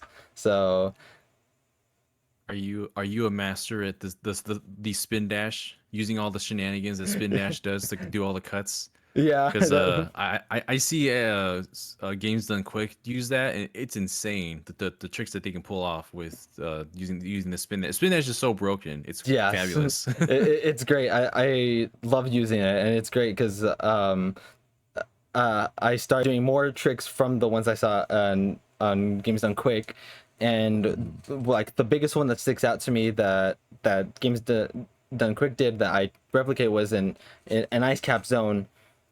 You can spin dash and jump to the bridge that's supposed to fall down, and you could clip through the bridge and skip the entire skip that whole section. Yeah. And That's crazy. And that's the one that's like the biggest one that I had no idea that you could do. So I was like super excited when it would take me a few attempts to do, and then I finally did it, and I was able to like keep doing it. So also like that freedom and accidental freedom and speedrunning, none of that was I know Sega didn't intend for you to be able to do any of that, or like to keep spamming that spin dash. So Sonic Adventure is definitely one that comes into mind, and also kind of like why I have mixed feelings. Like if we were to ever get a remake, because would they fix the spin dash or would they keep it like how Oh, it is? man. That's what playing I'm messing with I'm the monkey's hoping, and paw. I have a feeling that they would keep that because I know there are some intentions with that spin dash in some places. I know Speed Highway has a roof somewhere that has like a one up that you Oh normally would yes. not be able to get, but you have to use spin dash in a crazy way to get up there. There's Mm-hmm. some spots like that. I love it when developers do that. Even with like Mario Odyssey, there's some really high up places where you have to use Cappy in a very specific way to get up there, but it's there if you reach it. Yeah. But yeah, I Adventure remake, I'm down for it. Or Adventure 3, who Oh, knows? Who knows what they'll do? I've always said that Adventure 3 is That'd be there. so awesome. I'd love Adventure 3, but I've always said Adventure 3 is their emergency glass. If they, if they like Sonic's actually dying, break it, break it, break it. Break out the Chow Gardens and the Adventure 3s Yeah. and get this back on track. Oh man. What be one day I hope they move on. They've done a bunch of interviews like they they've done a bunch of interviews and it sounds like they want to do something with Adventure, but they haven't done it. So, Yeah, I don't know.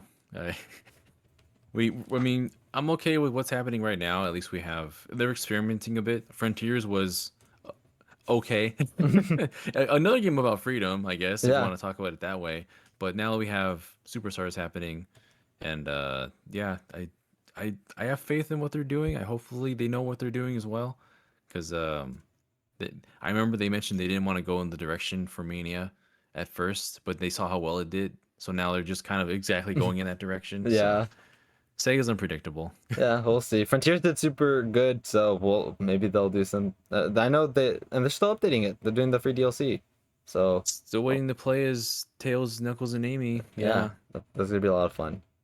All right. Speaking of Sonic Frontiers, I just want to talk about this quickly. So I met Roger Craig Smith last week at Too Many Oh, Games, and I was asking him his favorite Sonic game, and he had a hard time deciding. He briefly talked about Sonic Frontiers, and the reason why he said Sonic Frontiers is because of all the things that are about to come out with Sonic Frontiers and how massive it's going to be. And oh, I was like, Hmm. do you realize what you just told me? yeah. And I didn't say that to him. So I'm really Sonic Frontiers really has my curiosity right now because whatever they got coming, Roger Craig Smith has that as his favorite game now because of what they got coming. So sorry, that was completely random, but we were just talking about Sonic Frontiers, so I just wanted to bring that up because I think I cut that out of my video Mhm. when I met him because he let me record everything, so I was like, oh wow, I can't believe he let me record me meeting him. Um, so yeah, I thought that was pretty cool. Nice. That's pretty significant because they already updated it not even that long ago with Sonic's birthday and everything, but they actually did tweak some of the controls Mm-hmm. and momentum and such. So they're fixing it here and there. I'm curious to see what it's going to become now. Yeah, I'm excited for that final update. Um, Brandon, you want to talk about Odyssey for a bit? Odyssey's cool. It's neat. How many hours do you have speedrunning it? It's impossible to tell because I ran the game in Japanese because it was just faster. You saved like a minute and a half, I think, total or Mhm. something. Um, and I made a secondary Nintendo account just so I can not have to switch my primary one and not mess up my save file or delete it. So it doesn't have an hour count because it's not linked to a Nintendo account, so I can't check the Ah, hours on it. But it was my. You can go. It is counting it because you can go to your full game library on Switch and sort it by most played. Um, and it would put Odyssey above stuff that is counted as more hours on my main profile. So it was counting it invisibly. Um, Probably like in total on Odyssey, probably something like 600 hours, 700 from running it. It's a really really good game to run because it's very like forgiving and you feel very accomplished, and then you're like 17 minutes behind world record. You're not even like top 800, but you still feel accomplished doing it because a lot of like the tricks in it are super like satisfying and rewarding. Mm-hmm. But yeah, Odyssey's great. You could do a lot with that game. You could do so much. The speedrun community especially, like they would run you would run on version 1.0 or 1.1, and for the longest time 1.2 with Luigi's Balloon World was what everyone else is playing on. You would have to go back to the original ones by getting a physical cart with it um, to do a couple tricks. You could skip the first moon very easily in Cascade Kingdom, the one that's in the rock that you have to use the chain chomp to break that drops the bridge down. You could skip that really easily and it was faster. Uh, but then they updated it to 1. I want to say 1.3 or 1.4, and they sped up loading times so much that you just off of loading times, you gain, I want to say 3 minutes off of just loading times, just from being on the faster version. So the entire community swapped over to that, to the new version, and they just found brand new Oh tricks. You wow. could skip the first moon again. Um, in Cascade, you're supposed to break the rock, drop the bridge, grab the first moon, see the Odyssey there, all in ruins, and then you're supposed to grab the dinosaur and go up and around for a 2D section. Before you ever grab the first moon, you can jump off that rock and climb the wall and just completely go straight up to the top. It's a very cool trick. I recommend looking it up. Oh, okay. Odyssey's great. Wow. Cool. Bunch of And stuff like that. all right, nice. And And specifically about one last thing with the community is the community has found out that you can actually finish the entirety of Mario Odyssey with only capturing 3 things with Cappy. Um, oh, They have gotten the capture record down to 3. It is insane. It is literally the wire to go to the dragon fight, Bowser, and then the wire to go from I believe it's the wire to go from the end of Bowser's Kingdom up to the top where you fight the Mecha Brutal for the first time. I think those are the only 3 captures you need in the game right now. oh. And That's crazy. technically that second one's skippable. Okay. That the Bowser Kingdom Mecha Brutal one is skippable. Oh, cool. That's really But cool, especially yeah, the since other it's 2 aren't though. focused. Okay. Mhm. All right. And I guess Ivan, you had mentioned that you've done a lot, but let's go with what's been your favorite challenge run or speed run to do? Uh, I don't remember doing many challenge runs. The only challenge run I can remember is a really dumb one where I was like, this is going to be the immersion challenge with Breath of the Wild, where I would play on master mode, no HUD, no teleportation, only being able to use the map for travel. And so you can only just use horses or just go to the next location. Oh wow. Why did I do that? Because I was like, I wanted immersion. And I was like, there's no teleportation allowed at all. And I got a good amount of it into the game too, which was like I got an extra like 150 hours into it, and I got pretty far. The only reason why I gave up, it wasn't because like it was hard, because master mode is pretty easy once you get out of the tutorial and get better weapons. I don't know why. Um, but I got to the master sword, and then I started doing those DLC trials because I was like, why not just do them right now? I'm pretty sure I'll be able to finish them, and then I'll continue with the rest of the game, and it'll be a lot easier once, because I'll have the bike and everything to traverse and all. But it was too hard. It was too hard. I was trying to like I put so many attempts into it, and it just wasn't worth it. And I was just like, I'm tired. Oh, okay. And so I just stopped playing the game. And the last time I touched the game for Breath of the Wild for that challenge run was like 2019. Okay. But for speed running specifically, I sped run Odyssey when the game came out.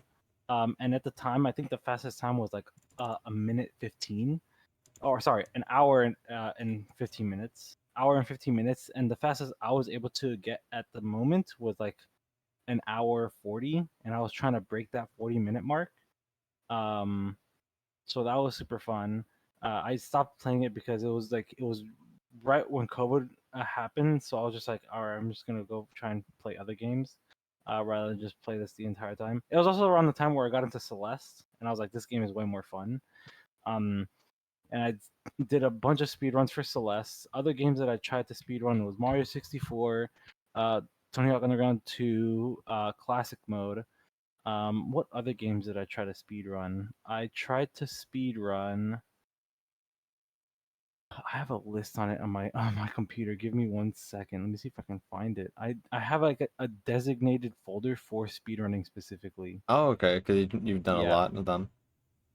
Yeah, I'm just trying to see if I can find it and see what games I have on here that mention it. If not, it's most likely just going to be those that I just mentioned. Okay. But I played a ton of them. I think it's on my laptop actually.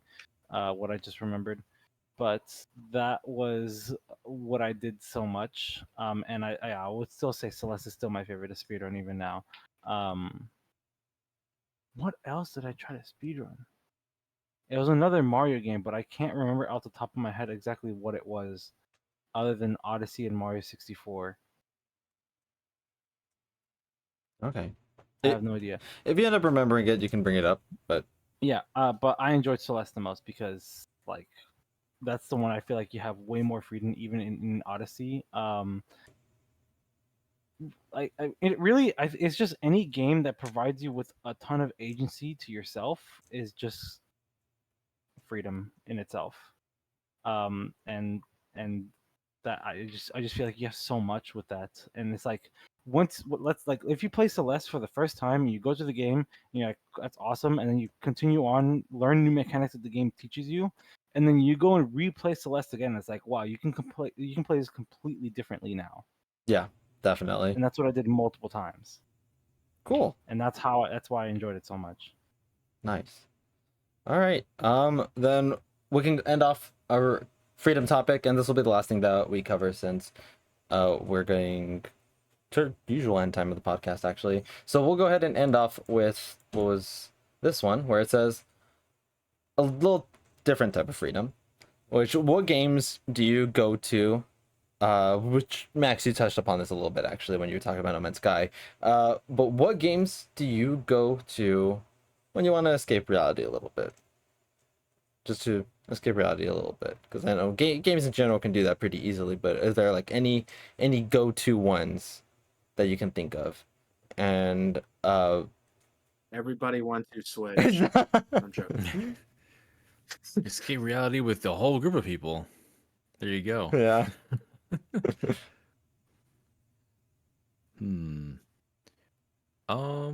Let's see. Well, I guess I'll go for one. I guess I was gonna mention this as well earlier about games that define having freedom, but also it is one to escape reality. I guess as weird as it is, a game called Genshin Impact is one that I play a bit more than I probably should have. And in time, I've kind of leaned away from it, especially when games like Tears of the Kingdom came out, because the way that game was made kind of was inspired partially by Breath of the Wild originally. So it has a lot of its DNA, at least from first glance, because it's very much you can explore this super large, like massive world. You can go wherever you want. You can do whatever you want. Honestly, there's a lot of missions that you can complete, but there's also a lot of story that's tied to it. But you can choose to not do that if you don't want. So you can choose to explore domains. You can go and do multiplayer if you want. I've had a lot of fun times just doing things multiplayer with friends, going to their world maps and just kind of exploring around, collecting treasure that's just sitting around. Just little things for progression like that. There's so many things that you can do with that game. If you want, you can just play the card game that's attached to it. That's actually a very in-depth, pretty interesting card game that's very much in line with contextually in line with the rules of the game itself. Because in battles you have, like your typical like ice, fire, water, electricity, that kind of those kind of elementals, but they also all interact with each other in certain ways. Like they can conduct, or you can cause like different wind effects as well. You can cause fires to swirl harder, and those all are contextual with the card game as well.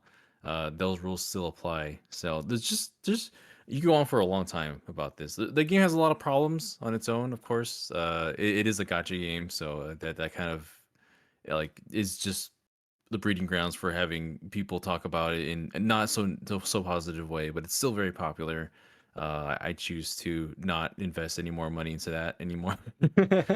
But yeah, it's something that I can escape with, and if friends want to join in, it's very easy to do as well. So Okay, cool. That's a really good one. I didn't even think about Genshin. So Yeah, I mean, I fall victim into that one too. Like, I still play it even like every single day I come back from work, I still go into it, and I still debate whether it's actually just me just trying to make sure my account's still alive, or if it's just because it's just like I can just chillax for a little while, do this stuff Mhm. real quick, and then hop off and just go do something else. What's unfortunate is you said that you were hoping to stray away from paying anymore when I just like an hour or two ago like repaid for the welcome pass for Oh $5 yeah. because it just expired today. And so I was just like, well, yeah. But I am slowly trying to make sure I just stop spending even more. I stopped a while ago, but even less just because it's like the old friend group that I used to be a part of. Um, I know I'm no longer hanging out with them, and so it's just really down to like one person that I talk to that plays this game, and so it's just like I'm just like kind of slowly getting away from this game, which is a Mhm. little sad because I enjoyed it from a lot from the start, but like there's not much enjoyment without the other people that I was with, but good riddance to them. Um, but That's just real quick because Fontaine is about to release. And I'm just like, oh god, there's a whole new region. Am I gonna have to jump in anyways? I still haven't even done Sumeru. Like I have Oh, not touched it. I've not explored it just because like the whole like it was so weird because at the start of Genshin I was like these quests are so long. There's not much dialogue and all. I was like I wish for this stuff for more. And Mhm. then I came into Sumeru and I was like there's too much stuff now. I can't It's catch up. huge. There's like the amount of time it takes to finish all this content is ridiculous. And I'm never going to be able to catch up unless I'm actually like motivated to actually play the game. And I'm not. Mhm. Like in its entirety, I'm just there to just mess around. Yeah, it's understandable for sure. Yeah, it's unfortunate though, because I Mhm. used to like it a lot, but I just like my motivation has just died. But it's also just because I've been playing every single day for like 3 years since it came out. Yeah, that burnout, man, hits you. But I'll mention one game that's separate from that's like that helps escape from reality. Um, I would say if at the time I knew something that was so easy to get me to escape reality was playing the Persona games. Because going into those Oh Persona games yeah. can make you lose so many hours so easily because it's literally just like living a life that you just kind of like, yeah, I'm just a student back in trying to figure out how I want to go about my schedule, and just something about that game loop is always so entertaining, and you can just like get lost so easily and just think, all right, I know what I'm going to do next, but I have to figure out if I can actually do that realistically or not. And that's whether like you're replaying a Persona game or um or you're playing it for the first time, which is why I can't wait for Persona 3 Reload because that will easily make me escape reality so yeah, much just because there's going to be so much stuff going on. yeah. JRPGs easily are super good at doing that. Um, um, Xenoblade is the entire series Yeah. up there for me, like 1 through 3, and with 3 just wow. Like I cried at the end of I agree 3. with everything you just said, except two. Don't like two. I, But everything I else, you're so right. I still really like 2, but 3, like wow. The 3, like I cried at the end. I was so engrossed in that world, and it just like it did such a good job of just taking me in there. And I love the series so much. And a little bit of a different thing right here, which I played it a lot when it came out, or when it was when it first like early accessed, and then recently just got back into it, is Phasmophobia, because I was super into like ghost hunting Mm. when I was younger, and like all that media with that goes with that, and just hopping in with friends, to a random house or a farm or prison or high school to hunt some ghosts and run away. It's like I forget everything around me. I just I'm just like I'm honed in like talking in our walkie talkies in the game, or the proximity voice chat, and hearing someone scream because they need to run from the ghost, and like trying to run back after they've gotten someone because you don't want to get locked in with it. It's just like it's just so fun when you can escape reality with multiplayer games in an enjoyable manner like that. Because I mean, there's people that play like Call of Duty to escape from reality, or like other competitive multiplayer games like that. But I find myself just getting angry at some point with that. But like in this Phasmophobia, we're just having a good time, and It's funny how you got in, like, because I got back into playing the game just like last week. Mhm. And I was like, I started playing, and the next thing you know, I think it was like last night or 2 nights ago, where I saw you playing Phasmophobia. I was like, what? Why are you playing this game again? Same with you. Like I saw last night, I saw you get on like as we were getting off. I saw you get on. I was like, Ivan's on it. So We need to play it. I want to play yeah, it'd be a because lot of it's gonna fun. be me, you, and possibly Diana, who's gonna get on the Xbox because it's gonna be like cross-platform, and I'm so excited for that. Yeah, it'd be a lot of fun. We'll talk more about that later so we can play. Yes, that's gonna be so fun.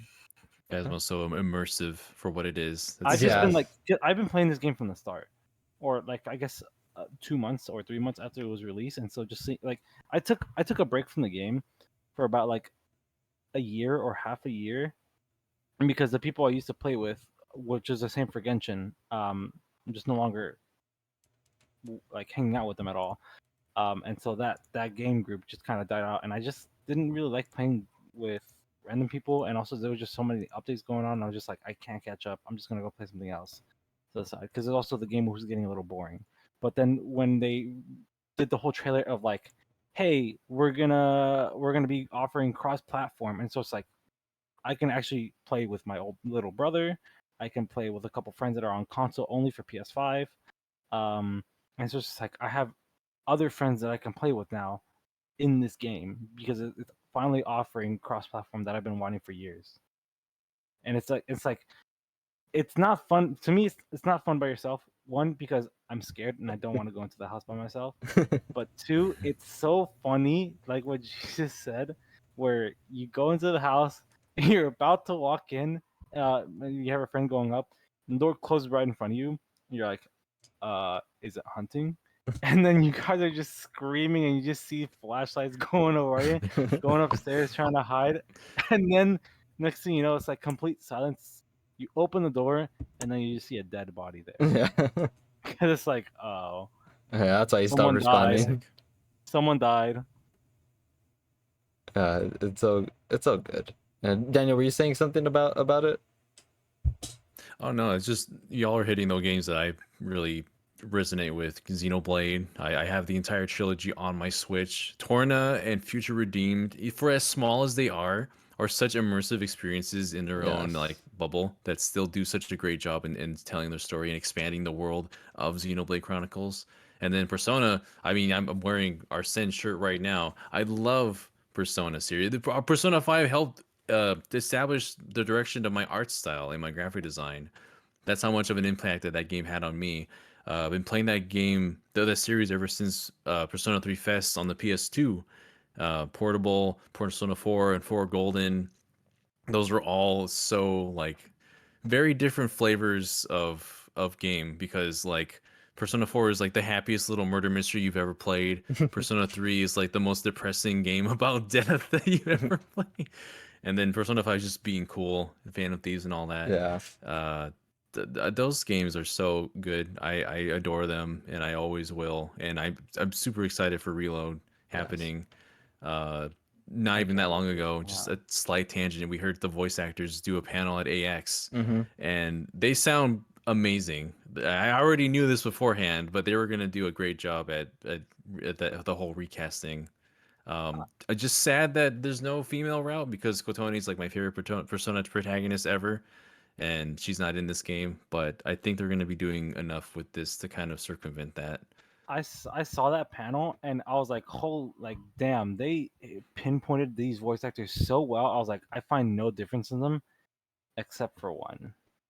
There's one where I'm just like, I don't get these same feelings and I miss it. And it's Akihiko. Is Akihiko Alejandro Saab? I'm gonna let him cook because there's no I one. heard okay, it might have just because it's like it was hard to do it on the spots at the panel when they were saying like the favorite voice lines or like the famous voice lines, but like it just that I've been waiting for this quote just didn't hit with how I used to play Persona 3. But I hope they still get that vibe in the game because I'm assuming that was just, impromptu trying to catch that vibe. But everyone else, especially Allegra Clark, she's perfect. She knows French, just like It's Mitsuru so does. good. She's insanely skilled, and Yukari sounds the same, exactly the same. Zeno Robinson just is Junpei. He just is. It's Junpei. Which is crazy. But he hit that line perfect. Yeah. And also, I just like the new Fuku voice actor so much compared to the Fez one that I experienced. Yeah, I think Susie Young is very easy to listen to as far as that voice goes. I'm looking forward to hearing more of that. Yeah, they're all so good. Like I can barely tell Allegra Clark from Terra Platt for those voices, and I'm gonna let Alejandro cook with Akihiko. No one can match the cadence that Liam O'Brien can reach with his voice with Akihiko and characters like that. No one can really replicate that sort of thing. So putting their own spin on it, I think is I mean that's what they're gonna do. As artists, they're gonna put their own spin while still respecting what these characters were and where they came from, like to the people's passion for them. So yeah, I'm excited for what's coming, and I just we just gotta hear more. Yeah. I'm just looking forward to hearing more. Every full moon. Every full moon, we're Yep, gonna see that's something. true. So, so counting down the days to the next one. Max, any games that you play to escape reality that come to mind? So Persona 5 was a good one that I did not think of. That was a big one for me, especially I beat it during the pandemic. Like I started that as soon as the pandemic happened. And that Royal. was a really cool game to play during that because of how long it was, because I would have never been able to beat that with the type of time I had before. So that was definitely a game that took my mind off things. I said No Man's Sky earlier. I think still that is probably the game that I go to a lot of the times, because the only time I play No Man's Sky is when I'm in those type of moods. The game's great. It's just I find that I really enjoy it and just take my mind off everything when I'm entering that world of No Man's Sky. It is such a special game. I understand why people don't like it. But for me, it was just special experience. I feel like there's so many good games could go along with this that I'm not thinking of some. Like I know Breath of the Wild, Tears of the Kingdom, those are some good ones out there too. Mario Galaxy actually used to be one that I would go to.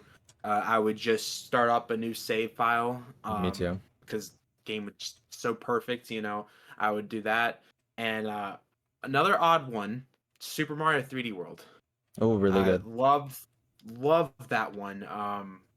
That definitely was a game that I went to when I needed the mind clear when I had my Wii U back in the day as a kid. So 3D World, Galaxy, Persona 5 Royal, No Man's Sky, any Spider-Man game too. Any Spider-Man game, The web swinging, we talked about that earlier. It is such a relaxing game mechanic, Yeah, I feel like there's like a really good game that I'm forgetting about.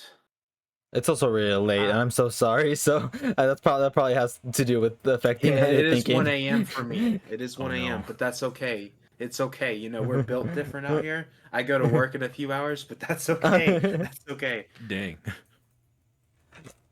All right. I'm gonna go with those picks. I feel like once we're done with the podcast, I'm gonna be like, oh my god, that game would have been perfect to talk about. And then you can tell me after too. All time. Yeah. Always happens. All right. Brandon, and any for you?